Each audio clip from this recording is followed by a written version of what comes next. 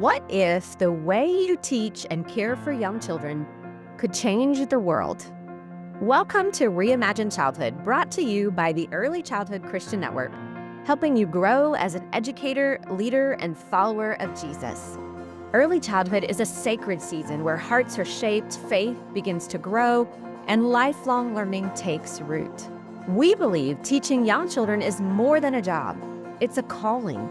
That's why each episode is filled with practical strategies, real stories, and faith-based encouragement to help you create joyful, meaningful learning experiences in your classroom and beyond. Let's reimagine what's possible in early childhood together. I'm your host, Monica Healer, and I'm so glad you're here. My guest today is Melissa Leach, the owner and president of Leach Literacy Training. Y'all will love her. Melissa is a sought-after literacy change leader. Melissa has been a dynamic classroom teacher, a state-level literacy specialist, and a professional learning designer for the District of Columbia Public Schools, and a K-12 ELAR and SLAR specialist. Leach Literacy blends the research and knowledge of best practices and hands-on application to real-life classroom settings. Melissa has a heart for young children and being developmentally appropriate in all areas of their learning. And you're going to hear that today. Our conversation centers on helping students listen better. That word listen, it actually has quite a multifaceted meaning, doesn't it? We want children to hear us, yes, but listening actually means we want them to hear us, and then we want them to change something. Maybe their current activities, or maybe something about their behavior needs to change. This is a fun conversation. Melissa, welcome to the podcast today. I'm so excited to have this talk with you today. Thank you, Monica. I am excited to be here. Anytime talking with you is good time.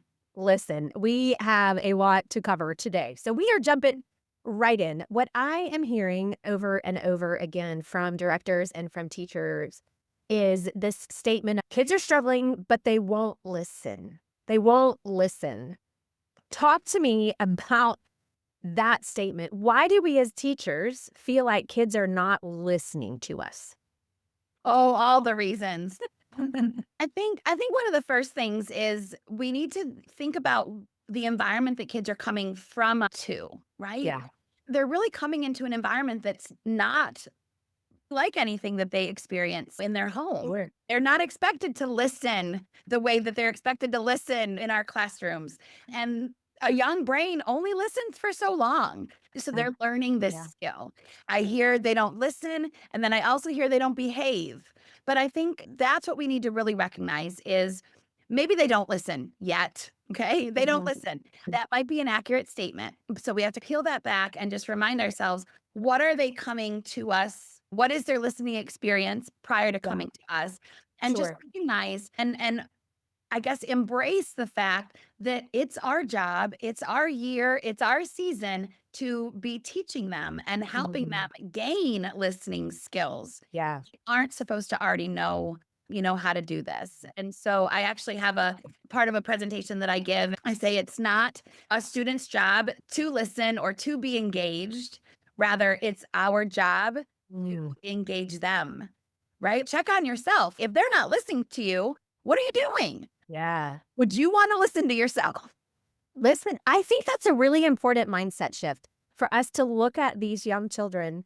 And I say this for a lot of different things with young children, but our job really is to teach them what's socially appropriate, to model for them what's expected. And often I think in our adult minds, we think they just know, and they don't. So we've got to step back and say, okay, wait a minute. Are they not listening because they're super engaged in some fun activity? Are they not listening because they don't understand the myriad of words we're saying because we just gave them a paragraph when their language processing ability is really, give me 3 words because that's about all I can handle, and we're giving them a lecture? Are they not listening? I think it's important to step back and think through those questions. Or are they just tuning me out because I never stop talking? There could be a whole list, right? I Yeah. love what you keyed into there. Again, in a presentation that I do, you said that we assume sometimes that kids already know this, but we have to remind ourselves that it's on our shoulders. It is Yeah. our job. We Yeah. chose the profession really to teach. So there's a saying, it's anonymous, but a quote or a saying that says, when children don't know how to ride a bike, teach. When children don't know how to read, we teach. Don't know Mhm. how to play a musical instrument, we teach. Right. And so of course you don't know. Of If course. you've ever held a flute, you don't know what to do. And then it's followed with, and if children don't know how to behave, oh, What do we do then? what Yeah. do we punish? Yeah. There's a consequence. There's a, you don't know how to do this yet. Yeah. Really, though. And again, it is our job to teach through all the tough stuff. And the word behave, even the word listen, the word behave, these all come, they're very subjective. Like different people have different expectations. Sure. What my husband and I expect for listening from our boys is different from what someone else expects in a classroom listening. Sure. And behave is also cultural, Right. and what's appropriate versus inappropriate. And so kids are trying to navigate all of this. And one thing I would stand to say is probably true is that a lot of parents, they don't have time to teach kids how to behave. There's no time for that. It's easier just to say, stop it and quit that. Don't do that again. That's bad. Whatever like these short, quick words that sort of get the behavior to stop. Right. But the problem is they don't teach the next time that this behavior occurs. Right. And so I think a parenting style is like, get them to quit acting like this, Yeah. but necessarily have the conversation about the actions, why they acted that way, what they could have done instead, because inevitably the source is going to happen again. So if you were mad because they didn't get something, a toy, that's going to happen again. Yep. And it's going to happen in our classrooms. So it's not being taught in the home to do. There aren't words that go with the stop it. Our classrooms, that's where we really have to take on that lift of, okay, this, and realize this is going to happen again. Say stop it, or don't do that, or that's not nice. Whatever the words we might use, that's fine for the moment. Right. I really want teachers to embrace that, teaching it forward. Yeah. Sometimes it's not good to do in the moment, right? Like when a child is losing their mind because they didn't get the purple magnifying glass, it's not the moment to talk about no. Yeah. You need to get through Yeah. and realize that every time you see a behavior that's unwanted in your adult brain, you're thinking unwarranted. There's no reason why a child should be acting like this. Every time you see that, you have to realize and see it for what it really is, which is a teaching opportunity. Maybe later. That's the whole reason why, if you've heard of social stories, social stories came for children who have big behaviors, big emotions, don't necessarily process the world around them the way that an atypical brain might. And so we write these stories up. And my favorite one is line leader. Yeah. I want to be line leader. Everybody wants to be line leader. Everyone will get a turn to be line leader. Some days it'll be your turn to be line leader. Some it won't be your turn to be line leader. Exactly. We'll all be in a line and we'll all get to the same place. And so again, that's a simple social story for a child that's having that problem. There could be another social story about taking turns, but again, just teaching, talking it through. The other thing that young children are learning with their behaviors and listening, et cetera, is they're learning that other people don't have the same feelings that they do. Yeah. They don't know that. To them, nothing else makes sense to them, but how they're feeling in this moment. Yeah. What again becomes talk time, teach time, Yeah. opportunity. I think what you're saying is so important. It's sometimes in our adult minds, we forget that young children are very, first of all, super egocentric, and that's developmentally appropriate. They are acting the way they are supposed to be acting at this age. And yes, it is our job as educators and as parents too, to guide them forward. So I love that you said that, yeah, they don't have feeling. They don't notice how other people are feeling. They don't pay attention to that. They think everybody's feeling the same. They're not even really aware a lot of times. Even for you as the teacher that you're getting frustrated, they're not aware of it until it affects them. And then it's once again their feelings. Somebody said to me once, we as adults, it's easy for us to say, no, don't stop, quit. Like those words just come out of our mouths as the adult without thinking about it. Because you're right. In the moment, we just want that behavior to stop. And as parents, I would say this for me as a parent, that was easy for me to say, no, don't stop and quit. Those words happen automatically coming out of my mouth.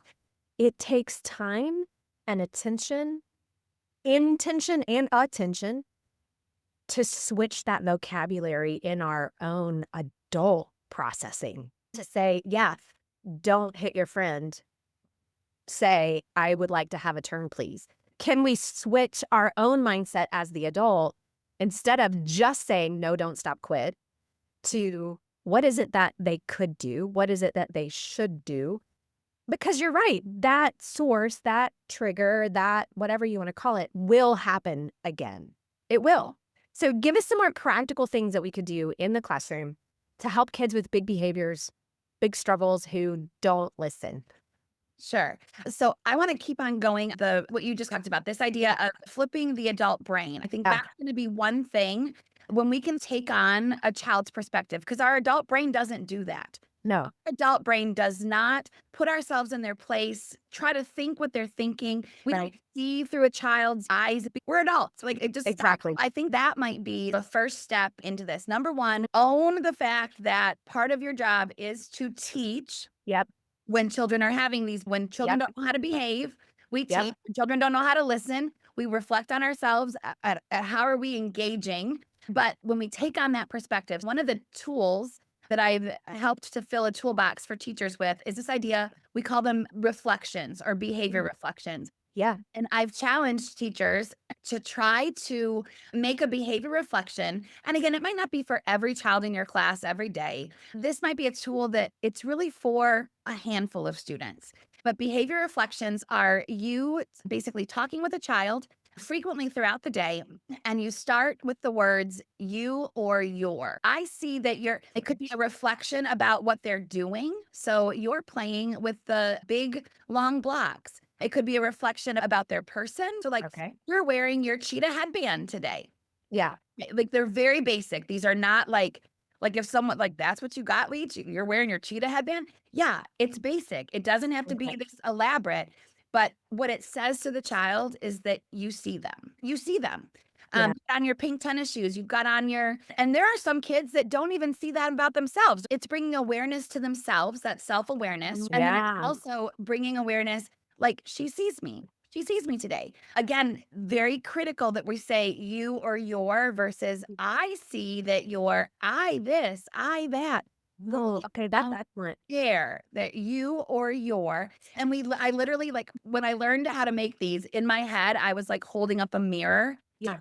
So if a mirror were to walk up, what would a mirror possibly see or say to these kids? Great. They're also meant to be non-judgmental. So a mirror sees my headband. Uh-huh. Judgment sees the wrinkles that are forming on my forehead right now as I lift my eyebrows. Yeah. That's judgment, right? So if Right. I was like, "Oh, you've got a sparkly headband," like new could be a judgment, or pretty could be a judgment. I really want to be like, just what does a mirror see right now about this child? What does the mirror see that they're doing? What does the mirror see that they're wearing, or that their actions or person? Love that. And just getting in a habit of that. Now, again, when I learned this in my undergraduate degree, I had to stand at the door. I had to greet every child with a behavior reflection. Every interaction I had with a child, I had to give a behavior reflection. It was nuts. And I was like, seriously, am I really going to do this? No, I don't give every child a behavior reflection. I don't inundate my class with them, but I had to do it to learn it and to just get in habit. Honestly, even when children are having big behaviors, my conversation with them starts with a reflection, or it could start with, you're really upset, Yeah. or they won't clean up from the block area. I've told them 16 times it's time to be done with blocks. Yeah. I'm fixing to have a harder conversation, but I still start with, I see you. I see Yeah. you. Here's your perspective. There's a child that's making a mess with water in the sink, right? Water is everywhere and they're having a grand old time. Yeah. I don't start with, you're making a mess, because that's not what they're thinking. I don't, but more so, they might be like, this is so fun. Yeah. This is awesome. Wow. Like, I don't get to do this at home. Yeah. Whatever. Or even this is new. I've never felt this before. I've never felt this before. I never something like this before. Wow. And so I still come at them with that reflection. You're having fun, right? Mhm. Wow, you've got all the water going. I don't know what it is, but it doesn't sound like an adult that's coming and ready to tell me to Yeah. stop.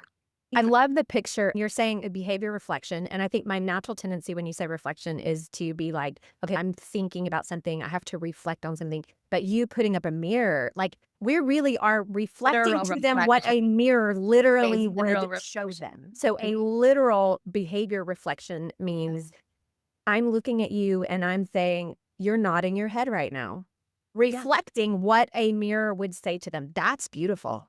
Yep. And I'm going to challenge you, educators here, but that's how you build a habit is you just do it. Exactly. So I would say take a day, maybe 2 days this week, and maybe pick a couple of students that are challenging you the most Yep. and reflect a lot. Like really do it. Reflect a lot, make yourself do it because our natural tendency is not to do that. Our tendency is to judge the behavior quickly and stop it rather than noticing what we need to notice. Notice the child who is actually doing the behavior. Notice the child first and then deal with behavior. Yes. I'm going to challenge then. I think they should do it. Pick your 2 most challenging students, and for the next couple of days, you just notice a lot of behavior. Notice the body. Notice the face. Notice the action more so than the misbehavior. Exactly. And for some of our students, your behavior reflection will come just before their behavior was going to try to get them some attention. Ah, yeah. Sometimes these are the kids that they want to be seen and she doesn't even know I'm here. She's not paying attention to me. And then they'll give you a behavior. If I throw a block, she'll notice me. Exactly. Just Yeah. by and be like, you've got all the orange blocks. Yep. You are playing with Javon, moving along, just getting in a habit of I see you. I notice. So you. good. And again, it's just the everyday behaviors that are going to get noticed. It doesn't have to be the big ones. And some of you are sitting there a little seriously. So we've got this kid making a mess in my sink and I'm supposed to just walk over and they'll be like, you're having fun. I didn't say that it stops there. Right. It starts. But it should start there. Yep. If we could start there, and then then we proceed into what are called the 4 R's. Okay, quick story before we jump back into this episode. Picture this. It's summer in Texas. It's warm outside. The parking lot is filling up. The doors open. You've got your favorite iced coffee or water bottle in your hand. There's laughter in the hallways. Name tags are going on. Hugs between teachers who haven't seen each other since May. There's a buzz of energy and excitement. A room full of early educators who love Jesus and love children, ready to embark on another journey of growth. That's what our annual 2-day conferences feel like. For 2 whole days, Tuesday and Wednesday. Yes, you heard that right. Tuesday and Wednesday this year. July 14th and 15th in Georgetown, Texas, or August 4th and 5th in McKinney, Texas. We gather together to learn, to laugh, to worship, and refuel. You might walk into a breakout session led by a dynamic presenter equipping first-year teachers with classroom confidence. Down the hall, there's a seasoned director soaking up fresh leadership insight. Every age group, every role, birth through kindergarten, there's something here for you. And this year's keynotes, I am so excited about them. We'll kick off Tuesday morning with Dr. Melissa Ewing, helping us understand how to truly set children up for success through the lens of brain research. Tuesday afternoon, Debbie Simmons, a true legacy architect, will challenge us to think long-term about the impact we're building every single day. Wednesday morning, Joy Wendling from Created to Play will remind us that play isn't just for children. We'll explore how God wired each one of us uniquely and how we connect with Him through our own play personalities. And we'll wrap up our time together with a hilarious sketch comedy duo, the Skitsy Chicks, who will have you laughing all the way to your car because early childhood is eternally important, but we don't have to be so serious all the time. Registration opens April 1st and stays open until about a week before each event. So let me ask you, where will you join us this conference season? Head over to earlychildhoodchristiannetwork.com to see all the details and save your seat today. Okay, now let's jump back into this episode. So that first R was that reflection, right? Yeah. You're having a great time. The Yeah. next R is the reaction that it causes in you, which is probably a different feeling than they're having. You're making a mess in the sink is what I'm thinking. I say, you're having fun. And then my reaction is, I'm concerned. I'm concerned Wow. because there's water everywhere. I'm upset because now there's a big mess. Then we can be honest with what we're thinking. Yeah. But it's almost that hook. Does she see me? Does she understand? Yeah. Come at kids with, you've made a huge mess. They're like, here we go again. Yeah. Versus you're having fun. And they're like, I know. You want to do it with me? Yeah. But I'm upset. And they're like, oh, I didn't think about that. Yeah. It's just a different reframing how we get in habit, like you said, of talking with young children who are still learning Yeah. what it is that they're doing in this big world, how other people feel about what they're doing in this big world. Another R, we all know this one, is the redirect. Right? Yeah. Give them a different way of doing it, or tell them a different way of doing it. You could say, hey, turn off the water and let's clean up together. Or you're really fast today might be my reflection for a kid that, is making their sneakers go off in your classroom, all the lights, right? Yeah. You're fast today in those shoes. I'm worried you're going to get hurt. Stop. Yeah.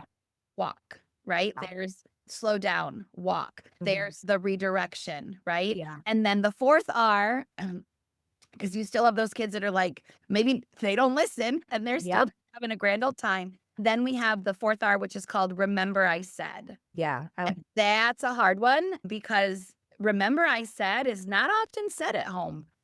Follow up, right? And so as a teacher, we come back. Remember I said, turn off the water. Yeah. Turn off the water. And then it's usually followed with something that's not as desirable as playing in the sink, either a natural consequence or a logical consequence. Yeah. So good. Melissa, we've talked a little bit, but what barriers do you see to this mindset shift in teachers? Oh, time, right? It takes time to have these conversations. And again, especially because sometimes the time when it's happening isn't the right time. Yeah. I know sometimes teachers will have little small group meetings after it to talk. I know that they've sometimes brought it into their circle time the next day. And it's not necessarily, Sarah, this, but so sometimes you might not get the toy that you want. What do you do? So having those class conversations. But I think it's time. And I think that when we don't have time as teachers, we get caught up. And again, we won't be making these behavior reflections. We just don't have time. So we just move right past it and through. Yeah. I think that's going to be the biggest barrier. And let's also face it, that sometimes kids' big behaviors are really uncomfortable for us as adults. Like, there's nothing to cry about right now. This is not a reason to cry. My dad used to say, you want a reason to cry? I'll give you a reason to cry. Oh, true. It isn't something to cry about. That's what we think. So sometimes they're just uncomfortable, like they're silly. We want to get through them. So I think that taking the time, realizing and remembering that it is, if they don't know how to ride a bike, you'll take the time to teach. Yeah. And if they don't know how to behave, you have to take the time to teach. So if we just own that, and then that simple task that we could get in of trying to take on their perspective, take on that lens, if you will, of what it means to be a 3-year-old and a 4-year-old without the 25, 30, 40 plus years of experience on you. I don't have 40 plus years of experience. No, of course not. But if you take your years of this life out of it, you just practice those reflections, I think you'll be able to do that. So talk for a minute to the teacher who's maybe, let's say she has 5, 6, 7 years worth of experience. So not a newbie, but maybe not a super seasoned veteran. Talk to this teacher who is overwhelmed. And let's be honest, children seem to be a little bit more needy in these last couple of years. They seem to have less skill than maybe what we've seen in generations before. And parents seem to be less engaged in some of this training. Talk to that teacher. What's a practical thing she could do for her own overwhelm also? And then just what's a practical thing, like one thing that you think would make a big difference in her classroom, in her own mindset? Talk Sure. to that teacher. So I do want to encourage you. You might have families that seem disengaged, but I want to remind you that families and the community are this work too, right? Yeah. They're part of this work too. And in some ways, you have an opportunity to teach their child. You Mhm. also have an opportunity to teach them. Love it. Anything that you can do. They might seem disengaged, but there's a variety of factors as to why they're not calling you all the time, as to why they're not talking with you at drop off. And we might take it as disengaged, but it may be a whole lot of other things. But Sure. any opportunity that you have to extend what you're doing in the classroom to families, I love that. I think is really great, so that they feel like you might be teaching them how to raise their children. No, they Listen, I will just be really honest. When I was a young mom, I had no clue about any of this kind of stuff. I just knew what I knew with the way I grew up. And I think that's all of Right. us, really. I absolutely. just knew what I had been taught by my own parents. So I didn't know about brain development. I didn't really know about social emotional development. I just did what I knew. And I do think that's a lot of parents is they just do what they know. And us as early educators, we have more experience in child development than almost every parent that we interact with. Yeah. And that's not a dig at parents. It's just not what they're trained in. And we are. So I do think that's a huge thing that we could do is send out information to parents.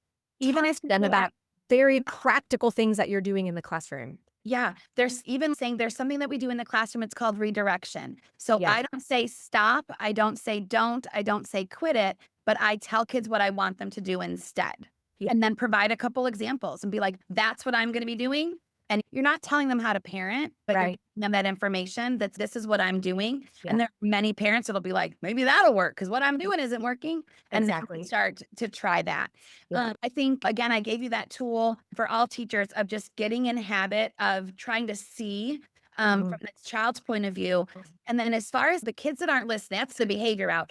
And I want to bring back joyful classrooms. Oh, for sure. And somewhere we've lost some of the joy. I don't know if it's technology that's taken it, if it's curriculums that's come our way. I don't know what it is. Yeah. That just unplanned, impromptu joy has lost. So Yeah. that might be something that I would encourage teachers of all ages and stages to bring back. And so it's a good old fashioned thing, like they're called song sticks or even a song board. So Okay. think back to all those songs that you grew up singing and think about in your environment what songs you would be able to use with young children.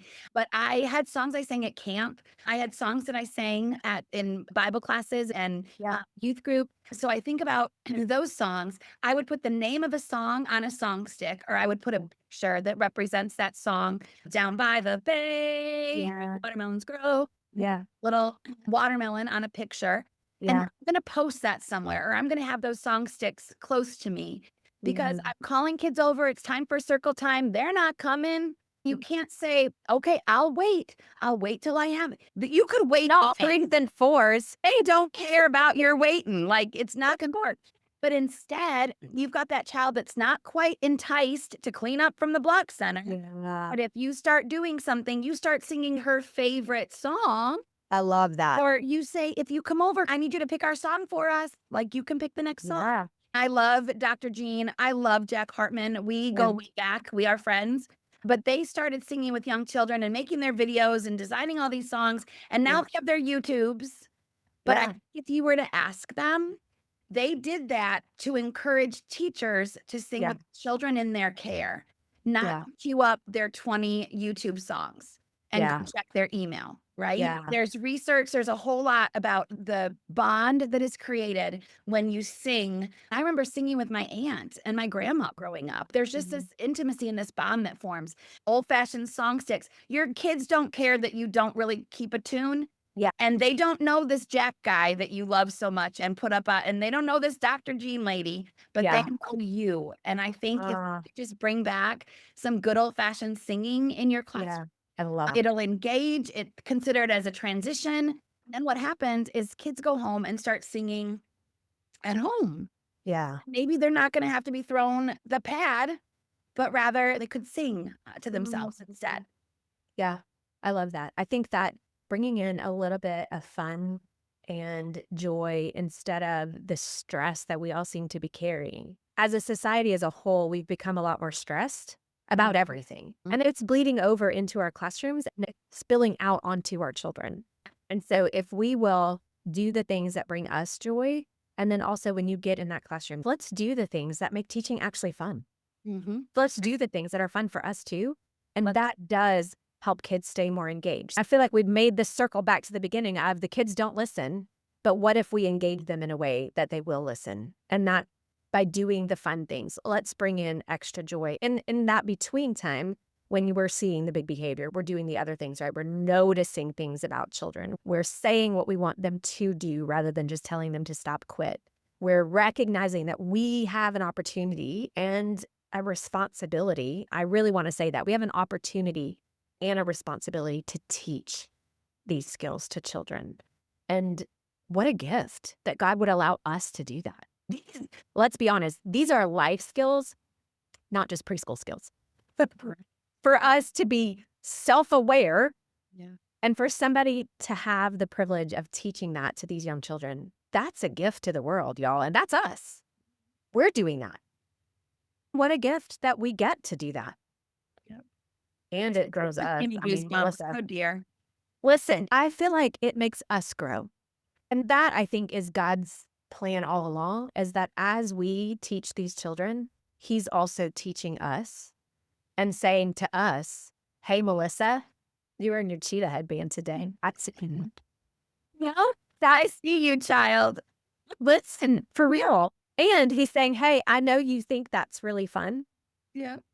I have a better plan for you. What if you did this instead? And I think God gives us these moments of magic and beauty and gift, right? As we step out into nature, or as we listen to some great music, or even as you hold that child in your lap that just needs a comforting moment. God gives us these moments that remind us of the beauty of who he is, and we get to then transfer that to children.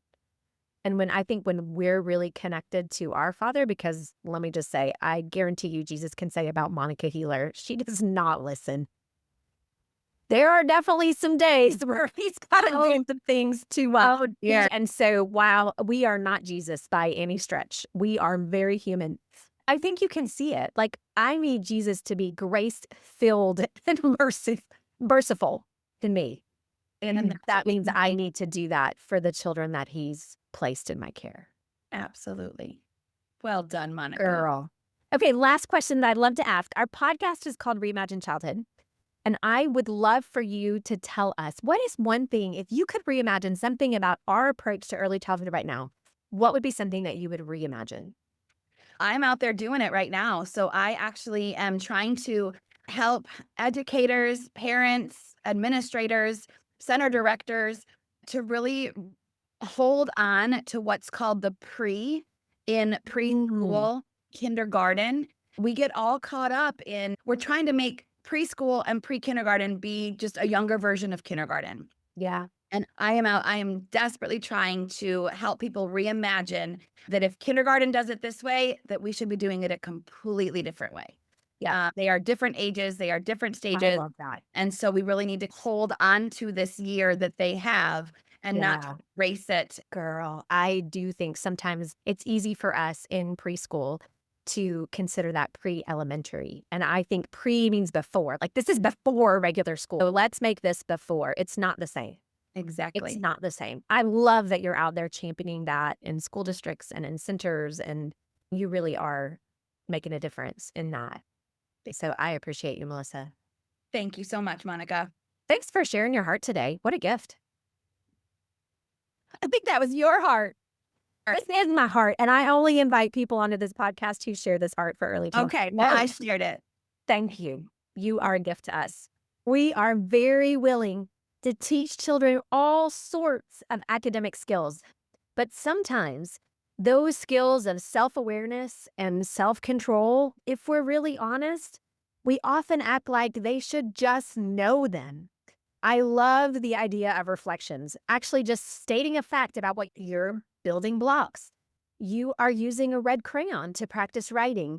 You are wearing pink shoes today. This tiny thing is actually huge. First, you're letting that child know that you see them. You notice them. And second, You're modeling the foundation of self-awareness and giving vocabulary for it. Noticing that I'm wearing pink shoes is an early step of self-awareness. Melissa said in the episode, sometimes these kids look down at their feet and go, oh, you're right, I am wearing pink shoes. That's self-awareness. They literally didn't pay attention to the fact that they were wearing those pink shoes. And that's normal. But you are giving vocabulary to it and you're drawing attention to it, which then builds brain connections of self-awareness in that little bit. You calling those things out forces me, the child, to acknowledge the same fact, which is self-awareness. The building blocks to eventually having some self-control and impulse control start with recognizing our own selves. And that's really what I said at the end of the episode. Jesus sees you. He notices you and me. He just knows us. And then he gently teaches us one step at a time to grow in him. And he's given us the opportunity to do the very same thing for the children in our care. Will you take on this challenge? Thanks for spending time with us today on Reimagine Childhood. We hope you walk away with a fresh idea, a little encouragement, and a big reminder that your work with young children truly changes lives. If this episode was helpful, would you take a moment to subscribe? Rate the show in whichever app you listen, and then share this episode with someone who might benefit. It helps us reach more teachers and caregivers who are shaping the next generation. Stay connected with us on Instagram, Facebook, or YouTube, and our website at earlychildhoodchristiannetwork.com. Until next time, keep nurturing wonder, faith, and joy in the children God has placed in your care.